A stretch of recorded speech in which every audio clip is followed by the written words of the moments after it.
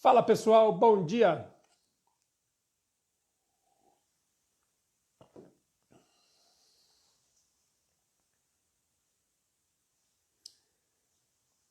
Vamos lá, dando sequência aqui no nossa série de aulas, 30 aulas ao longo do mês. Hoje a gente vai falar, hoje a gente tem convidados novamente. Vamos falar com o Dr. Ricardo Rodrigues, um cardiologista aqui de Londrina, trabalha comigo na universidade. Vamos falar sobre o coração do diabético. Então vamos chegando aí, que eu já vou tentar ir logo direto ao assunto aqui, ó. Eu vou caçar ele aqui nessa lista. E já vamos começar. Já que a gente está falando das complicações do diabetes tipo 2, certamente doença cardiovascular é uma das mais importantes. Vamos falar com quem entende, quem vive isso diariamente. Deixa eu ver se eu...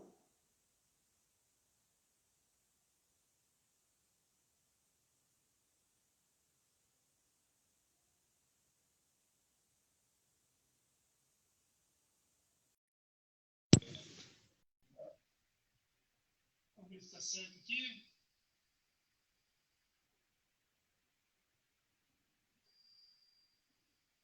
Ricardo, tem que aceitar aí. Eu mandei um convite para você. Você clica para participar.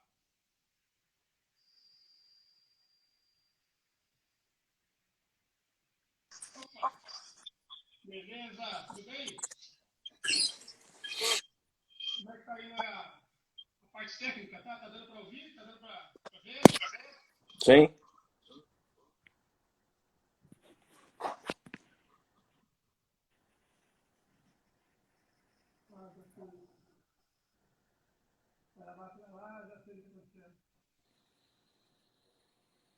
Alô?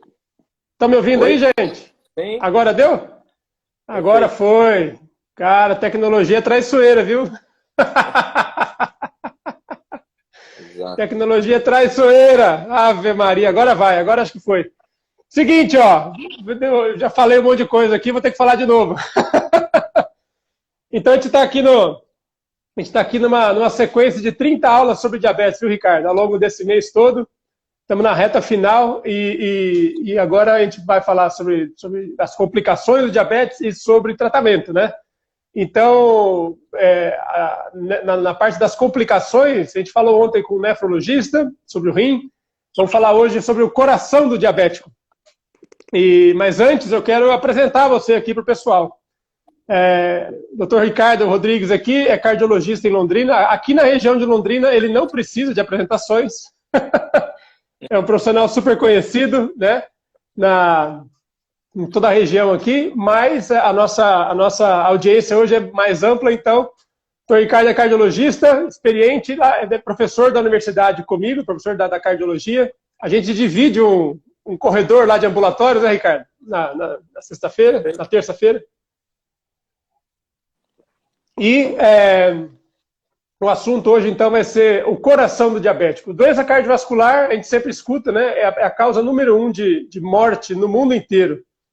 E onde é que se encaixa o paciente diabético nessa história? O paciente faz parte dessa estatística, Ricardo? Como é que funciona? Então, é interessante isso, porque quando a gente fala em fator de risco, olha, hipertensão causa infarto, etc., a gente sempre se pergunta o quanto, né? Quanto que isso é importante. Então, em 2004, um estudo chamado Interheart foi muito interessante, porque eles compararam os fatores de risco em pacientes infartados com pessoas normais da comunidade. O fator de risco mais importante, sem dúvida nenhuma, é quando o colesterol é muito alto, mas colesterol tipo 300, 400. O segundo fator de risco é tabagismo. E o terceiro fator de risco é o diabetes. Portanto, o paciente diabético, de fato, tem uma preponderância, uma prevalência muito importante aí nesse grupo de pacientes com doença cardíaca, né? E principalmente quando a gente considera, por exemplo, a intensidade do efeito é essa, mas eu imagino que tem muito mais diabéticos andando por aí do que pessoas com 400 de colesterol, concorda? Total, total. Né? Então, o que eu quis ressaltar na realidade é que o colesterol ele é importante, mas ele não é tão frequente assim, né? É muito mais Exatamente. frequente. Com a obesidade, o que aconteceu nos últimos anos, né? O governo americano, isso aconteceu no mundo inteiro, gastou muito dinheiro com saúde, a tecnologia avançou. Você vê, hoje você tem vários tipos de stent, vários tipos de tecnologia para tratar a doença cardiovascular, mas a doença cardiovascular, a mortalidade, ela não diminuiu. E isso decorre da obesidade e decorre do diabetes em consequência da obesidade.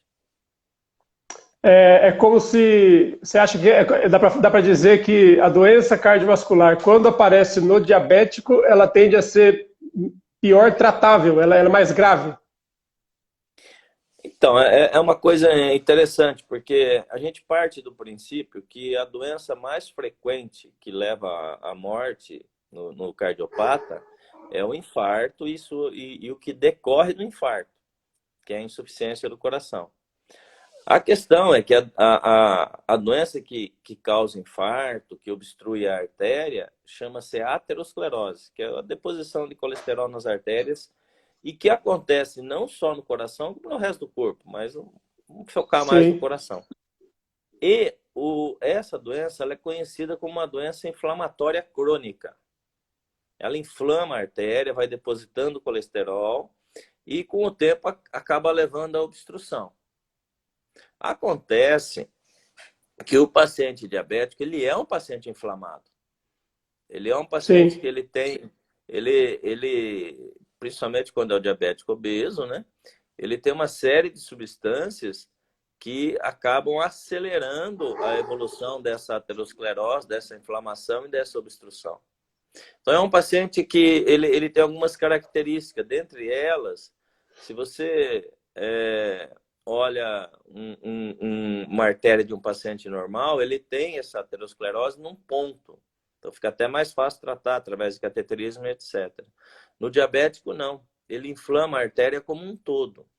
Então, às vezes, você tem dificuldade de tratar esse paciente porque ele não tem um ponto da doença. A doença é difusa. Então, sem dúvida que o diabetes, além de causar aterosclerose, de causar mais infarto, ele causa mais grave. Entendi.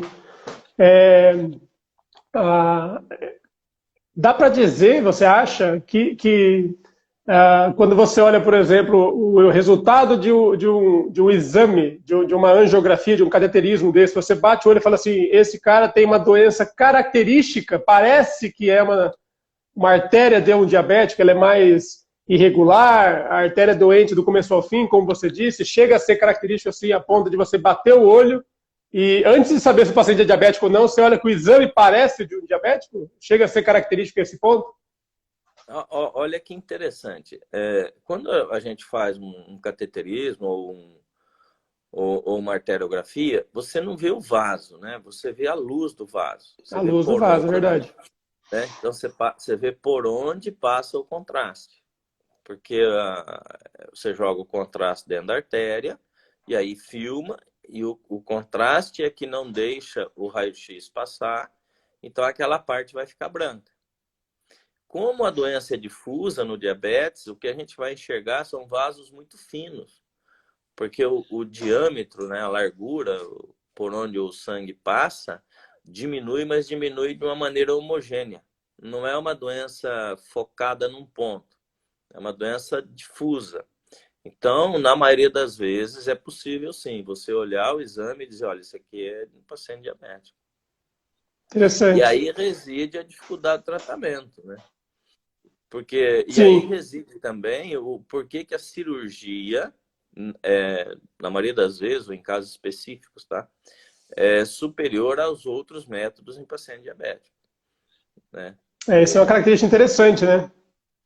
Exato. O paciente diabético acaba precisando mais ser revascularizado com ponte de safena, ponte de mamária, do que, às vezes, os stents não conseguem ter um resultado muito bom no diabético, não é isso? Exato. Então, no diabético, o primeiro tratamento é o cirúrgico. Geralmente, é isso aí. Por que tem tanto stent em paciente diabético? Bom, tem algumas explicações. Primeiro que o paciente ele é uma opção, tratamento é uma opção. Você conversa com o paciente, olha, nós temos 3 saídas para esse problema e na maioria das vezes eles, né, não vou dizer fugir, opção seria a palavra mais adequada, optam pelo tratamento com stent. Okay? E segundo que a gente está vendo o paciente um pouco mais cedo, né, o diabético. Então ainda ele não terminou de fechar toda aquela artéria. Agora, o ruim dessa história é que cada dia você vê diabético mais novo, né? Mais Você jovens, vê né? diabético 35, 34, 36. Isso não existia no passado, né? E, inclusive, a gente já vê criança aí com 18 anos. Londrina tem muito isso, que é uma cidade que se caracterizou por ser universitária, prestadores de serviço. Os adolescentes mudam para a cidade para fazer cursinho, etc. Começa a comer miojo, começa a comer chips e companhia, e ele desenvolve resistência à insulina, ele fica hipertenso, porque come muito sal. A gente colhe urina desses pacientes e dosa o sódio. Você vai ver que a quantidade de sódio que deveria ser entre 5 a 7 gramas, vem 20, vem 25, é um absurdo. E você vai dosar uma glicemia de jejum, que a gente acharia ideal aí, pelo menos de uma maneira convencional, menor que 99, dá 105, 108, um moleque Em de jovens, né? 18 anos, 19, É. entendeu? Isso era uma coisa que praticamente não existia décadas atrás, Não, né? Eu sempre comento isso com as pessoas aqui, como que foi rápido essa mudança, né? Essa vida na cidade tem o seu preço embutido, né? É muito tem, cômoda, tem várias tem. vantagens, mas esse excesso de comodidade é dureza mesmo. E vem cá, Ricardo, eu tenho outra pergunta aqui, porque você começou falando já sobre os fatores de risco, e o tabagismo é um fator de risco importante para a doença cardiovascular, né? A gente nota, clinicamente, a gente vê que o paciente muda o rumo da vida dele se ele é fumante ou não. O cigarro também é muito importante nesse departamento, né? Aí a gente vê, quase que ao mesmo tempo, o tabagismo caindo drasticamente aqui no Brasil. Você vai lembrar até melhor do que eu, mas eu lembro bem de uma época que o cigarro era bonito, né? A gente tinha o cigarro quase que estimulado, propagandas na TV, aquela gente bonita andando de jet ski, etc e tal. E de repente o cigarro saiu de moda e agora ele está super mal visto, então as taxas de tabagismo vão caindo ao mesmo tempo praticamente que as taxas de diabetes vão subindo. Você consegue imaginar, ou você consegue observar alguma coisa, algum impacto dessa mudança na sua prática? É exatamente como você descreveu. Só que como ainda o tabagismo ainda ele é prevalente, quer dizer, você encontra ainda várias pessoas que fumam. O pior dos mundos é quando você tem mulher menopausada, tabagista e diabética. Aí a doença evolui de uma maneira absurda. Principalmente se você Mulheres, tiver... é. E tem, né? E tem A mulher na obesidade. menopausa. Exato. Porque aí eu não sei se é a falta de hormônio ou se é a idade, tá? Porque a idade também é um Uhum. fator de risco, né? Sim. Precisaria rever isso, né? Do ponto de vista da literatura. Agora, por que é ruim? Porque a mulher já tem a artéria mais fina. Faz parte da anatomia da mulher ter as coronárias, né? Que são as artérias que cobrem o coração, irrigam o coração e que levam o sangue constantemente ao coração. Isso chama coronário, igual a coroa em cima. E essas artérias na mulher já são mais finas. Agora você imagina, você tem uma doença inflamatória que obstrui o vaso num grupo de pacientes que já tem a artéria mais fina e associa ali a idade, a questão da menopausa, a falta de alguns hormônios, mais o tabagismo e mais o diabetes, que são duas situações que inflamam demais a parede do vaso, Uhum. né? E aceleram a deposição de colesterol. Mesmo que o colesterol seja normal, isso às vezes as pessoas não entendem. Olha, mas eu tenho colesterol normal, não interessa. Se o vaso estiver sendo agredido pelo diabetes ou pelo tabagismo, ocorrerá a deposição desse colesterol e formará a doença. Isso é uma situação bem evidente no dia a dia, né? Tem uma vez eu escutei um cardiologista comentando, né? Ele é mais ou menos da minha idade, e então tem uns 20 anos de formado aí, e ele estava comentando comigo a diferença de pacientes que ele via na residência dele. Estou fazendo uma pergunta para ver se é verdade o que ele falou, ver se você confirma isso.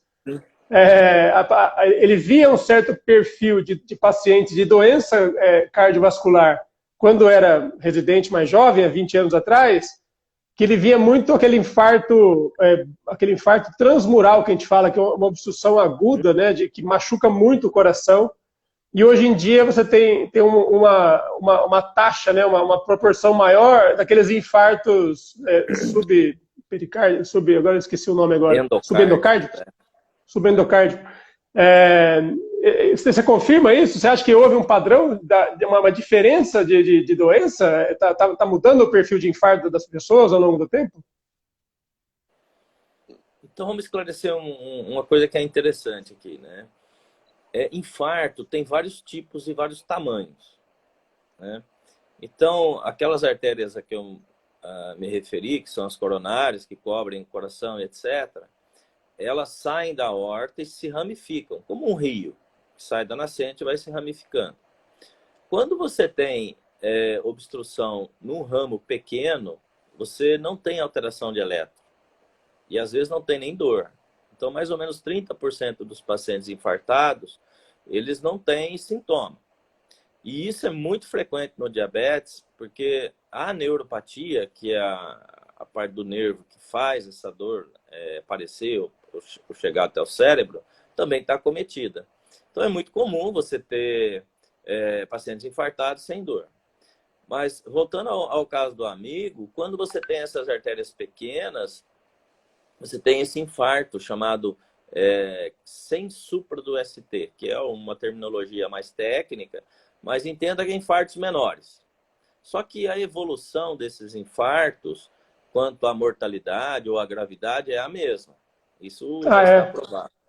Eu acho que o que mudou, assim, sinceramente, é o acesso à saúde. O que acontecia 20 anos atrás? O paciente tinha uma dor desse infarto pequeno, ele não tinha acesso, ele nem ia ao hospital, não tinha as vias de acesso, consultório médico, UBS, depois vai para o hospital, né? Às vezes nem sabia, né, Ricardo? Porque às vezes disfarça com uma queimação, uma azia, sei lá, acho que o ombro está doendo, alguma coisa assim. Exato. Essa é uma outra característica do infarto que às vezes o diabético não tem, né? Que é a dor. Porque o aviso, né? Dor, exato. Aí não é só do coração, é qualquer uma. A gente chama de dor visceral. O que é a dor visceral? Essa é uma dor, é o tipo de dor que sai das vísceras e vai até o cérebro para a gente entender onde está doendo. Quando você tem uma dor no pé, no braço, enfim, na pele, isso é bem definido. A dor visceral não é. Então, quando o paciente tem um infarto, ele pode referir como dor no andar superior do abdômen, ele perde o estômago, estou com dor no estômago, com dor na barriga, estou com dor no peito, mas ele não localiza, isso é uma característica. E no diabético isso é pior ainda, porque ele não consegue identificar bem. Por isso a gente tem taxas no diabético até 30%, 40% de infartos assintomáticos. Como é que descobre isso? O diabético vai fazer um check-up, você faz o eletro e fala, mas o senhor teve infarto? Não tive, olha, eu nunca tive dor, nunca tive internado. Então, é o tal do infarto silencioso. Mas o infarto silencioso também leva à morte súbita, viu? Portanto, ele tem a mesma gravidade e a mesma evolução. Entendi. Aí vamos passar um pouquinho, vamos falar um pouquinho do tratamento. Pensando no tratamento principalmente da minha parte aqui do diabetes, né? Hoje em dia, diferente de alguns anos atrás, hoje em dia a gente tem muitas opções, né, Ricardo? A gente tem, parece aquele é o mundo que a gente sonhou, assim, porque a gente tinha, quando eu era aluno, a gente tinha metformina e alguma sulfonilureia, um Downil, alguma coisa assim. Hoje em dia a gente tem pelo menos aí umas 10 opções de tratamento do diabetes, né? Tudo bem que a gente pode discutir o tipo de resultado que a gente consegue, que às vezes não é tão superior, apesar de mais opções. Mas as drogas são bastante diferentes também do ponto de vista do sistema cardiovascular, né? Existem aquelas medicações que são meio neutras para proteção de eventos, de infartos e tal. Existem as que são protetoras e existem até algumas que você pode até imaginar que possa aumentar um pouco do risco. Não, não dá para separar mais ou menos assim? Tá? Ah, isso é interessante.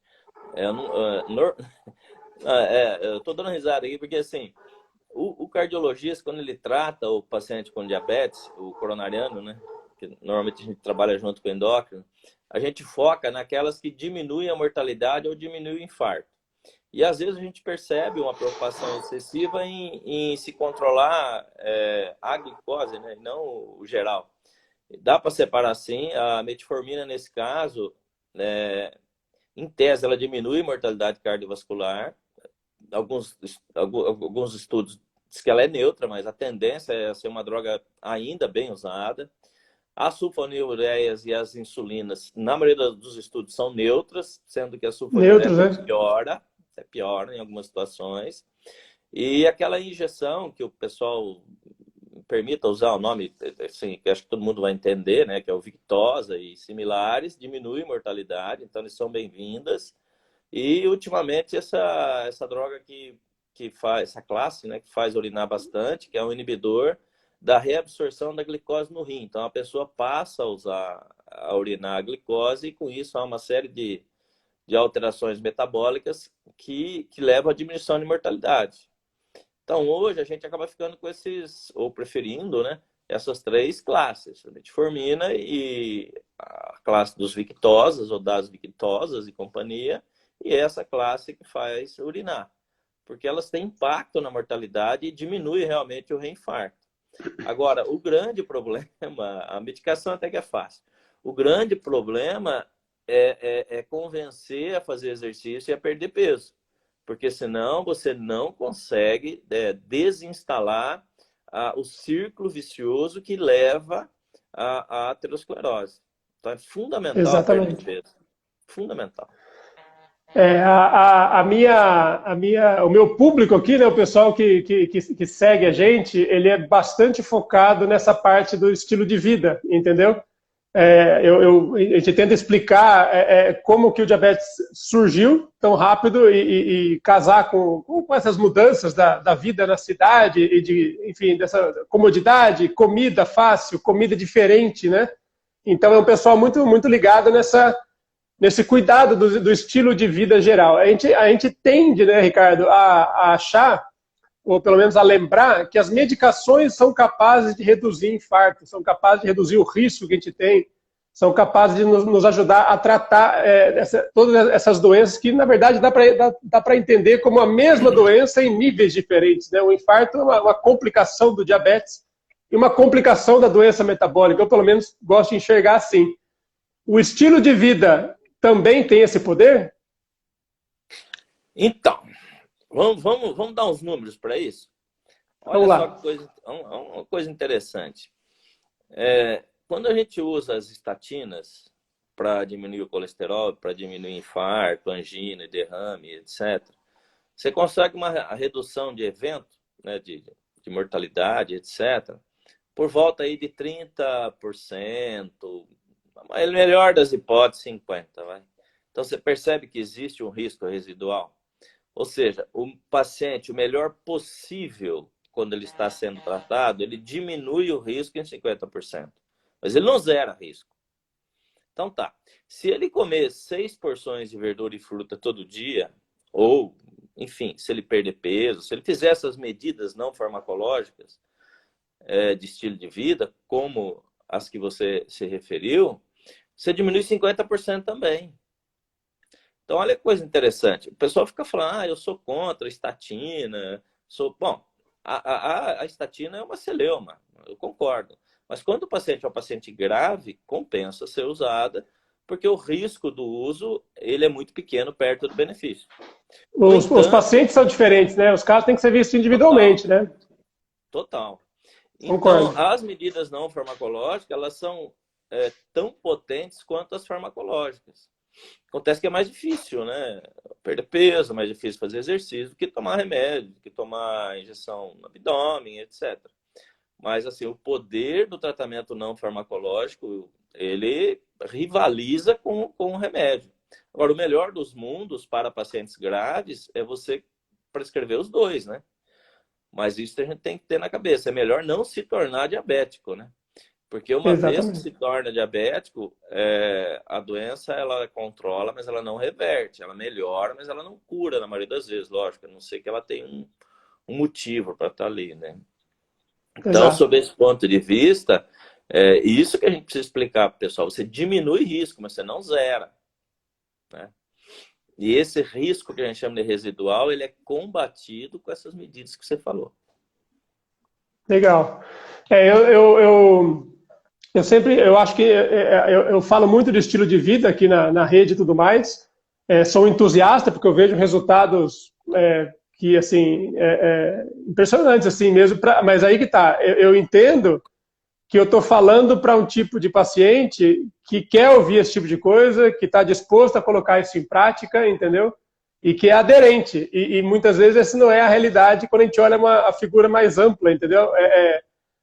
Existe um número bastante considerável de pessoas que não consegue se organizar o suficiente ou não se interessa por mudar a vida de ponta cabeça, do ponto de vista de comer muito diferente, de fazer atividade física com frequência e etc. e tal. Mas o ideal, no paciente grave, tá, que a gente está frisando aqui, é você usar todas as ferramentas que você tem disponível, né? Essa é uma outra diferença. Olha, quando você me faz essa pergunta, o que eu entendo, né? Eu entendo aquele paciente que chega no cardiologista. Então, Exato. ele já está com complicação, né? Então, é muito difícil a gente não usar a medicação, porque ele já, Claro. por ele não ter esse cuidado, ele já tem uma complicação séria da doença. É exatamente isso. E agora, fazendo uma análise, na verdade, não chega nem a ser uma crítica, mas uma análise, o que eu noto é o seguinte, tem muita gente, isso o que eu mais, a minha maior surpresa aqui na internet foi perceber que existe um público ávido por tentar se cuidar da maneira não farmacológica, entendeu? Porque eu lembro, Ricardo, de uma sequência de congressos, entendeu? Que a gente inclusive mudou a conduta, você vai lembrar disso. A gente começou olhando para a metformina, por exemplo. Eu peguei uma época, quando eu era aluno lá atrás, que a gente falava, não, o paciente ficou diabético, até o colesterol também tinha essa coisa, né? Vamos dar 6 meses de chance para o paciente fazer diferente. Então, tinha uma dieta lá prescrita para diabetes, tinha uma dieta prescrita para colesterol, e não funcionava. E o resultado era muito ruim nos estudos, né? A gente começou a falar que o paciente não aderia, o paciente não iria fazer aquilo, e aí, com o tempo, a gente repetiu tanto que o paciente não faz, que a gente pulou. Falar assim, então, já que não vai fazer mesmo, passa a metformina no primeiro dia, passa a estatina se estiver muito alta, entendeu? Tenta fazer alguma coisa uma vez que o paciente não vai aderir. Mas uma vez que ele não vai aderir, é na média, né? Quando você olha de longe, a maioria não vai aderir, mas quando você olha mais de perto, tem uma parcela da população que tem interesse em tentar evitar essas medicações, né? Você concorda comigo ou não? Não, eu concordo e acrescento. Tem um viés aí muito importante que é a indústria farmacêutica, né? A maioria dos estudos que acabou provando que estilo de vida não resolve, que não adere, e que você tem que tratar a pressão arterial na primeira consulta, etc., vem da indústria farmacêutica, que tem um viés de interesse muito grande, né? É claro que se você nasce bom, vamos falar um pouquinho da aterosclerose. Então, tem um estudo muito legal chama Bogalusa, que é uma região da Louisiana, uma região pobre. O estudo é antigo, 98 já. E eles começaram a fazer necrópsia nos pacientes que haviam falecido, mas sem ter doença cardíaca. Acidente de automóvel, tuberculose, facada, é uma região complicada lá. E o que eles descobriram? Que a placa ela começa com 3, 5 anos de idade. Claro. 3 anos. Exato. e que em torno de 40 anos de idade, metade da população já tinha placa nas coronárias e na aorta. Nossa. Portanto, a doença... E hoje, com imagem, fazendo imagem em vários grupos de pacientes, a gente já sabe que a doença nasce na artéria femoral, né, Renato? Nasce errado, né? Ela aparece primeiro na artéria femoral. É então, mesmo? Exato. Então, é bem legal essa história, mas onde que eu quero chegar com isso? Que, ora, se você tem 40 anos e você começou a desenvolver a doença com 3, por que você precisa se jogar em cima de medicamento e etc. de uma maneira imediata? Se você mudar seu estilo de vida e fizer uma reavaliação em 6 meses, não muda nada a história natural da doença. Nada. A não ser, olha, vamos colocar as coisas também. A não ser que você esteja com a pressão arterial 19 por Claro. 100%, 7 por 120, etc. Certo, Agora, certo. mas não isso é a minoria. A maioria dos É a pacientes tem minoria. um colesterol pouco elevado. A maioria dos pacientes tem uma hipertensão pouco, ou uma pressão alta, ou uma pressão arterial pouco elevada. E essas são condições muito crônicas, que você pode perfeitamente esperar e investir nesse estilo de vida e depois você pode usar ou não usar medicamentos, se não houver necessidade, ou usar dose menor, né? Exatamente. Mas tem esse viés aí. E É, agora as pessoas já estão percebendo, né?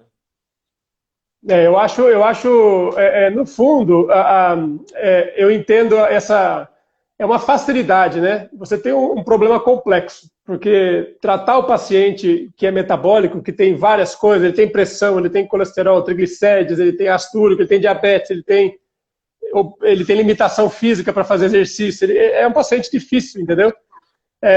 E acaba sendo tentador tanto para o paciente quanto para o médico achar que a única solução é tomar um comprimido, porque é uma solução mais simples, entendeu?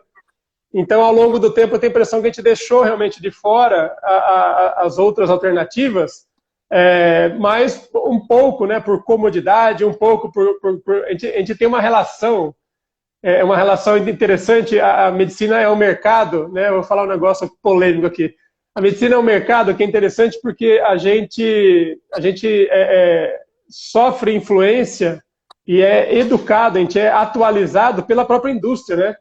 É interessante isso. Os representantes comerciais educam uma parte grande dos médicos. Eles trazem informação, as novidades vêm pelo vendedor, né? Então, sempre, não que isso seja péssimo, é importante atualizar, mas sempre tem um viés, sempre tem uma visão um pouquinho diferente. Então, eu acho importante, principalmente, a gente tentar filtrar, tentar ver no número grande de pacientes quem são aqueles que vão tentar, que vão estar interessados em tentar fazer a parte deles para depender de uma dose menor de medicações, né? Não sei se você concorda comigo. Não, perfeito. A gente está vivendo a crise do corona, né? Você não tem a dúvida que a iniciativa privada, se não for a primeira, vai ser uma das primeiras a criar essa vacina. Então, isso é um lado bom, porque os governos não dão conta, né, das pesquisas e etc. No entanto, esse investimento ele precisa retornar de alguma maneira. Com certeza. De alguma maneira, torna o mercado de medicamento, medicina, odonto e etc. Tem a parte, obviamente, do viés de interesse. No entanto, com uma formação bem feita, dá para perfeitamente você ler um trabalho científico e diferenciar onde tem e onde não tem, né? Porque faz parte da formação do médico essa questão. E isso é fato. A maioria dos congressos também são sponsor, como é que chama? Patrocinados, né? Patrocinado por esses grandes laboratórios, e tem essa questão mesmo da interação com... Mas é uma coisa assim que ele passa a ter menos importância quando isso fica claro para o médico, para o paciente, e tem que ter uma conversa franca. Hoje a gente está numa fase da medicina que o médico ele não manda nada. Opa, parece isso foi muito bom para nós. Parece que ele engasgou aqui. É o seu, acho. Voltou. Mas você percebe, quer dizer, a diretiva de você dividir uma decisão, olha, Porque os tratamentos eles não são competitivos, né? Remédio versus não remédio. Na maioria das vezes eles vão andar juntos, né? A questão é que a parte do remédio é muito mais facilmente seguida do que a outra. Mas as duas têm a mesma importância. Então, tem que ter uma conversa, eu acredito que você faça isso, que é uma decisão entre o médico e o paciente, né? Com os seus prós e Exato. seus contras. Não existe mais E aquela figura. cada vez mais, essa informação, né, é que nem você disse, o médico já não é mais o detentor único da informação. Hoje em dia, com a internet, os pacientes não aceitam mais essa coisa de ter uma conversa unilateral, né? Ele já vem armado, ele lê os artigos antes, ele traz a informação que ele pesquisou, e aí a gente vai debater isso numa consulta. Isso seria, eu acho mais interessante. Tem gente que não gosta.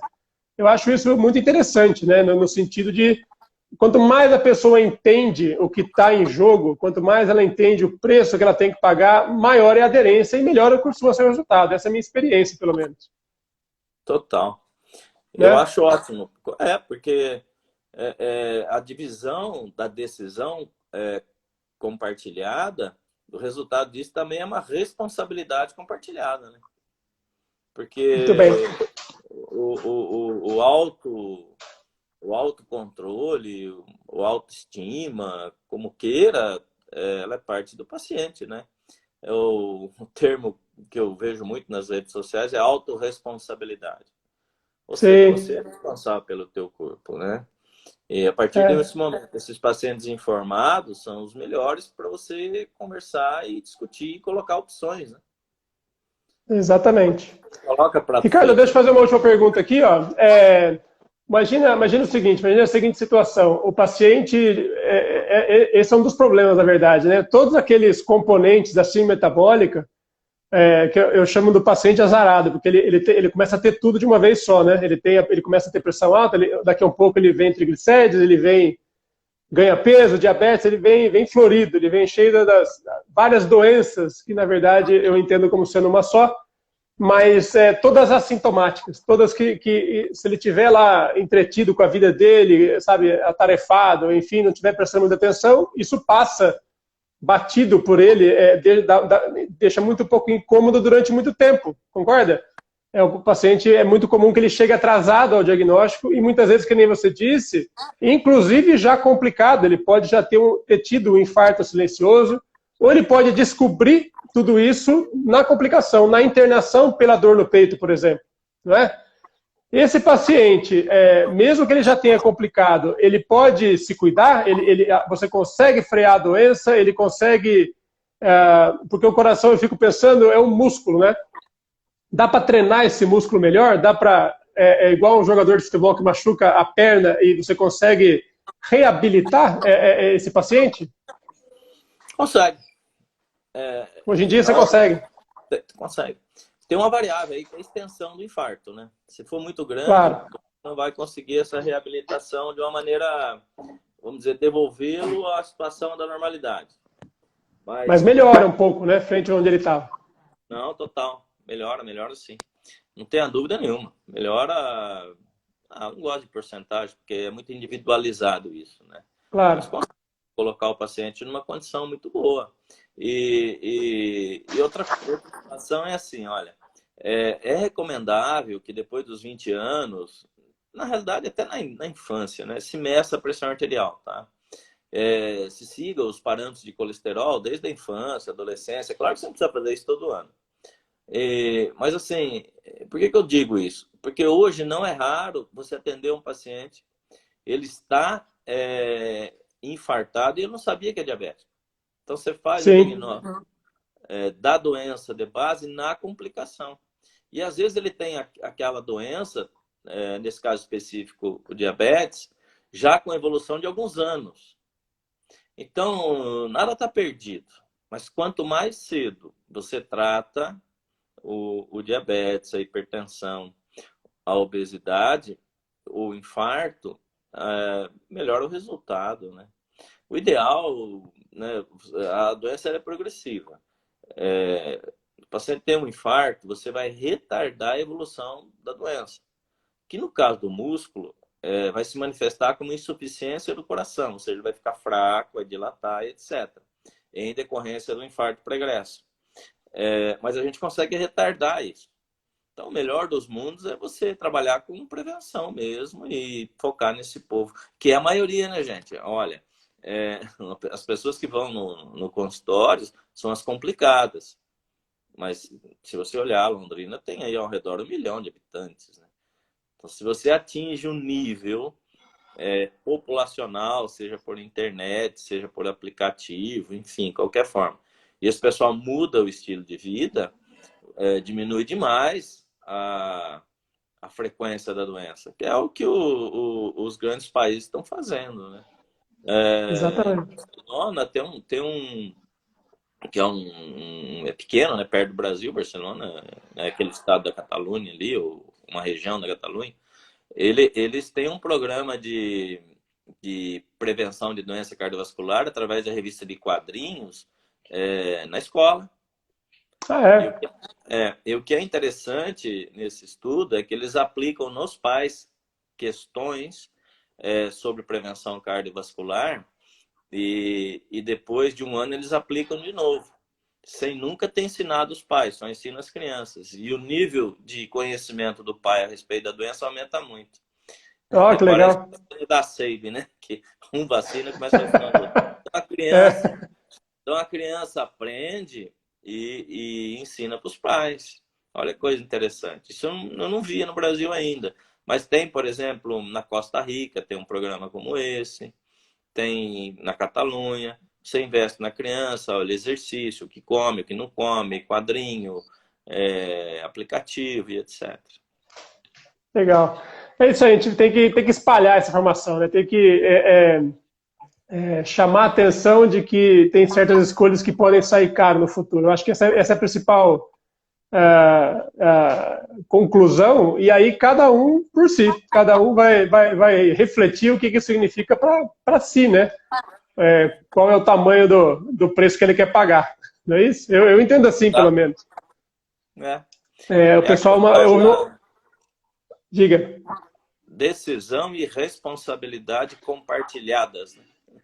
Exatamente, compartilhadas com o seu médico. No fundo, apesar de ter muita... Eu sinto essa dificuldade, né? Eu vejo as pessoas, às vezes, partindo... Sempre tem o outro lado também, né? Partem demais para a internet, pro faça você mesmo, e eu vou entender isso. É difícil, né? Para um leigo sair do zero e entender...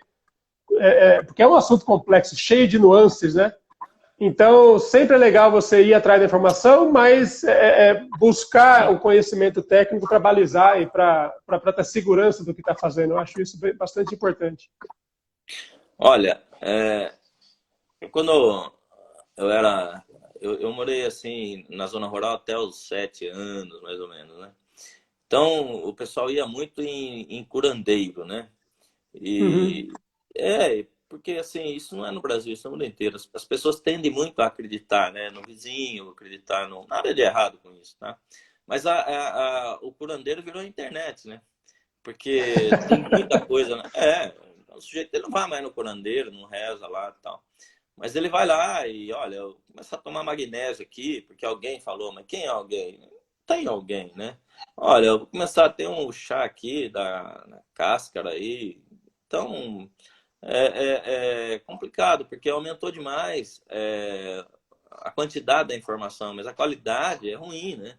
E tem gente aí, né, precisa falar, mas estava vendendo álcool gel benzido, etc., porque aproveitando a pandemia. Tem de tudo, né? Tem de tudo. Muito bom! Ricardo, estamos chegando aqui no fim do tempo, né? A gente tem um limite de 1 hora aqui. Você quer deixar uma última consideração aí, uma mensagem final, pessoal? Sim. Eu acho que o foco aqui da nossa reunião, eu acho que as pessoas entenderam que a doença, quando ela se manifesta, não que seja tarde, mas não dê para fazer nada. Mas a vida do médico e do paciente... ela fica bem mais complicada, porque a doença evolui e na maioria das vezes você consegue diminuir a velocidade de piora, mas você não cura a doença. Então o foco é prevenção e o fator de risco mais importante para o diabetes é a obesidade, de longe. E os dois, né? e os dois só acontecem por estilo de vida. Então, Perfeito. Eu sempre digo, né? É difícil você ver um obeso que engordou comendo comida normal, comida de panela. As pessoas geralmente engordam comendo errado, entendeu? Então, no fundo, você vai um pouquinho mais à raiz, né? Exato. Então, essa questão da autorresponsabilidade, né, de cuidar do corpo, eu acho que seria... E a decisão compartilhada, né? Você não vai no médico hoje para ele mandar em você, ele vai dividir com você uma responsabilidade. Responsabilidade. E aí você precisa cumprir as coisas que você foi informado, etc. Porque não tem. E a última coisa que eu gostaria de deixar é essa questão do risco residual. Né? Você pode ir no melhor médico possível, usar o melhor remédio possível, você vai diminuir no máximo 50%, 60% sua chance de infartar. O resto você vai diminuir emagrecendo, fazendo exercício, comendo direito, combatendo o estresse, né? Senão o resultado não virá. Muito bom, muito bom. Muito obrigado pela participação, hein? Eu gostei bastante, acho que eu tenho certeza que o público aqui também. Obrigado e vamos marcar o próximo já, né? O assunto é amplo. O legal disso é que o assunto nunca acaba, não é verdade? Não. Até porque a ciência evolui, né? Exatamente, exatamente. Excelente, Ricardo. Muito obrigado. Pessoal, eu vou encerrando aqui, tem que correr para o trabalho. Obrigado, a gente se fala. Tchau, tchau. Um abraço. Outro. Valeu. Tchau, tchau. Tchau.